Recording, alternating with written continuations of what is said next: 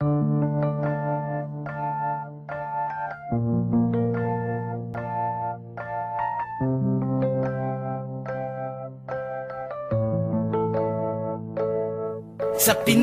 Pinas, nagsimula ang lahat. Mahirap, kahirap, buhayin ang pamilya. Ang Pinoy at Pinay, balak na mag-abroad upang suportahan pamilya at muling kumayo.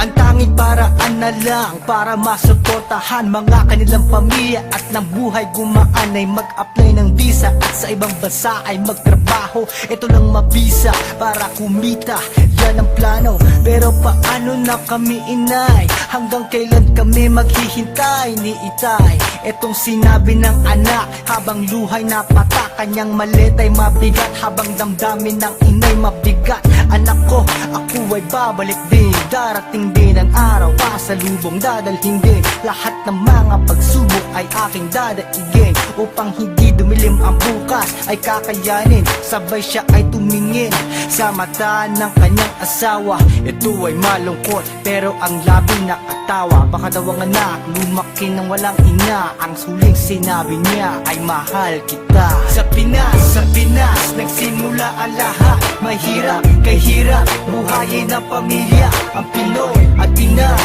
balak na mag-abroad upang suportahan pamilya at muling kumayo. Sa Pinas, nagsimula ang lahat. Mahirap, kahirap, buhayin ang pamilya. Ang Pinoy at Pinay, balak na mag-abroad upang suportahan pamilya at muling kumayo. Dumating ang araw na sumakay na siya doon sa eroplano. Halos ang puso may galos habang hawak ay litrato. Ito ang plano, isa na siya na empleyado, mag-alaga ng bata mula sa pamilyang Amerikano. Yan ang kanyang trabaho hanggang merong bago na mas magandang sweldo, pang suporta, pang sustento. Di nagtagal na pamahal sa kanyang alaga at tumagal kanyang dasal, siya'y pinagpala. Merong papel mula sa immigration, tapos na rin ang hell at initiation. Ang kanyang anak ay na-sponsoran, kasama ang asawa, ang saya'y nadagdagan. May bagong tirahan, bagong address, wala ng stress. Ito ang the best, si nanay ay hindi na aalis. Ang buhay sa abroad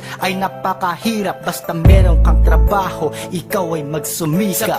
Sa Pinas, nagsimula ang lahat. Mahirap, kahirap, buhayin ang pamilya. Ang Pinoy at Pinay, balak na mag-abroad upang suportahan pamilya at muling kumayo. Sa Pinas, nagsimula ang lahat. Mahirap, kahirap, buhayin ang pamilya. Ang Pinoy at Pinay, balak na mag-abroad upang suportahan pamilya at muling kumayo.